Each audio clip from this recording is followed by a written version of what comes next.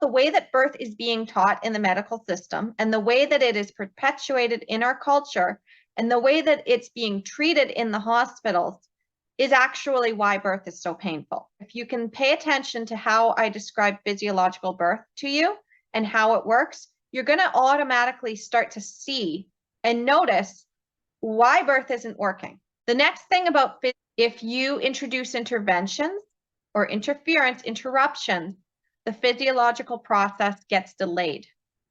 This is why I really, really hate those contraction timing apps. Because if you're doing that, you're inside of your thinking brain. You're not in your mammalian meditative brain. When you go into labor, your body is signaling for you to go rest and get into a meditative state. This allows oxytocin to flow, which signals the contractions to keep going and to keep pressing on and to start, and they will rise and they will fall away. And your cervix will start to open. However, if you are being asked a bunch of questions or people are putting a lot of fear onto you, this is when labor hurts because you're not able to get into your meditative state and you don't have those endorphins flowing. It's like when you're having sex. It can be really, really painful if somebody's just pumping away and you don't have that buildup.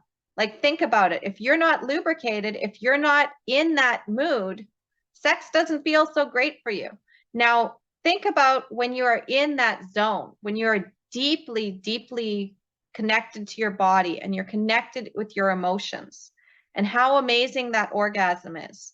Because, I mean, you can try to get an orgasm and just do all of the things, and maybe it will be like almost like just a quick sneeze and it's like, oh, that was it. But then you can also have that expansive body consuming orgasm. That takes the right environment. It takes the right person around you for trust.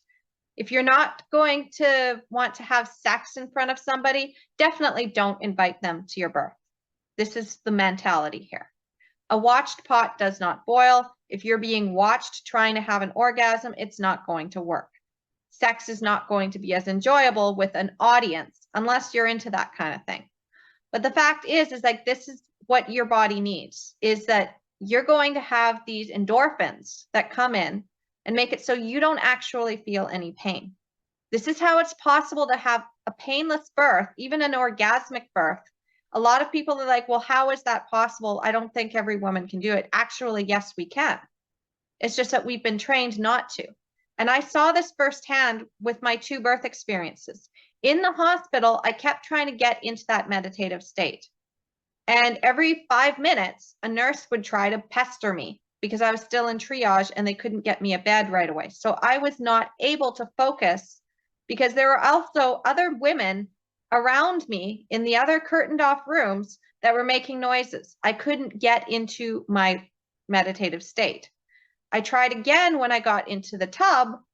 The water helped a little, but I just couldn't get there. It was just not comfortable. And I asked for the gas and air because I needed to get into that meditative state. As soon as I was able to float away from my body, basically, and to forget that everybody else was there, I was able to relax, and labor just, I didn't feel anything. It was just surges that would ebb and flow, but I wouldn't feel any pain.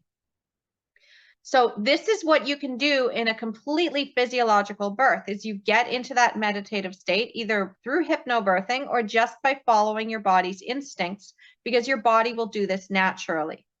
You can do this even without any training whatsoever. Just taking the deep breaths in and then letting them out. If you've already done yoga breathing, you already know how to do this.